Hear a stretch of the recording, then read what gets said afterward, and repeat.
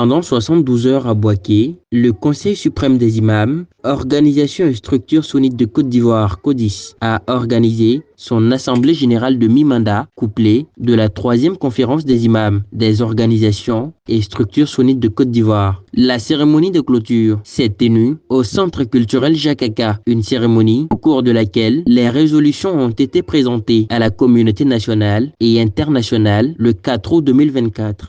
L'Assemblée générale constate avec satisfaction le renforcement de la cohésion au sein de la communauté et la convergence d'action avec l'écosystème des structures et organisations sœurs. Après les échanges, l'Assemblée générale fait les recommandations suivantes. 1.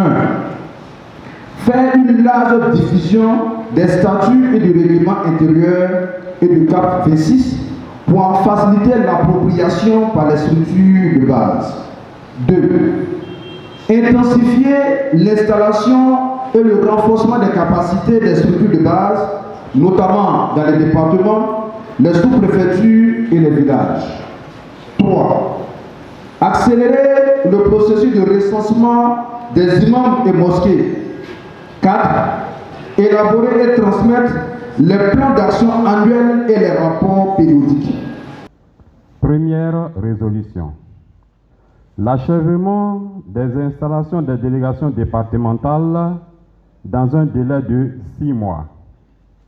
Deuxième résolution. La transmission des listes des membres des bureaux des délégations régionales, communales et départementales dans un délai de 6 mois. Troisième résolution. La transmission régulière des rapports d'activité des délégations régionales au Conseil exécutif national, et cela chaque trimestre. Quatrième résolution. L'accélération et le renforcement de la formation des imams au plan religieux et au plan administratif. Cela doit se faire de façon continue. Cinquième résolution. L'instauration des assises sur le livre de dogme, entre parenthèses, Risala, dans les mosquées. Et cela doit se faire dans l'immédiat. En présence de 264 imams venus des 31 régions de la Côte d'Ivoire, le cheikh Dr Moussa Fadiga, président du CODIS, dans son discours, a mis en avant plusieurs initiatives et projets en cours visant à renforcer les liens entre les différentes communautés et à promouvoir la paix et la solidarité au sein de la société civile de Côte d'Ivoire. Une Côte d'Ivoire unie et prospère telle que voulue par son Excellence Monsieur le Président de la République, Alassane Ouattara.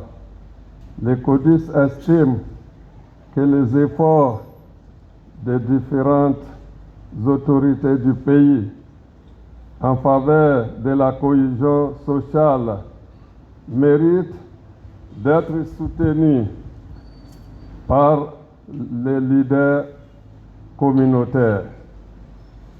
C'est pourquoi nous avons choisi le thème de cohésion sociale pour mettre en mission les imams. Nous sommes ici pour inviter les imams et tous les responsables communautaires à s'engager dans toutes les initiatives allant dans le sens de réforme, de renforcement de la cohésion sociale. Professeur Dosso Karim, dans sa communication autour du thème central, communauté musulmane, unie et forte pour le renforcement de la cohésion sociale, a souligné l'importance de l'unité pour les fidèles musulmans. La communauté musulmane pourrait contribuer à cette unité à travers des actions.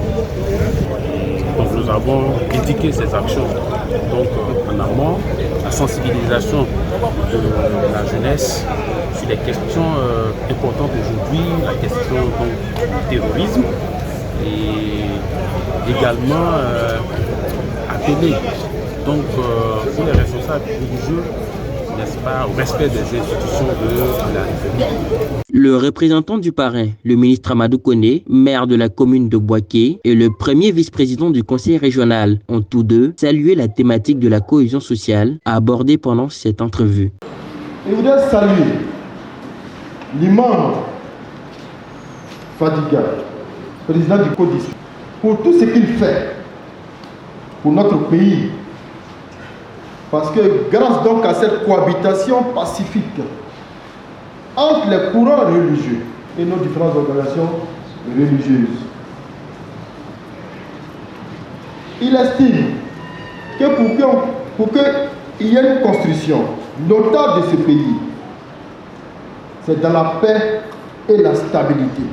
Cette réaffirmation d'engagement témoigne de la volonté du CODIS de jouer un rôle actif dans la construction d'une société harmonieuse malgré les diversités et les défis à relever.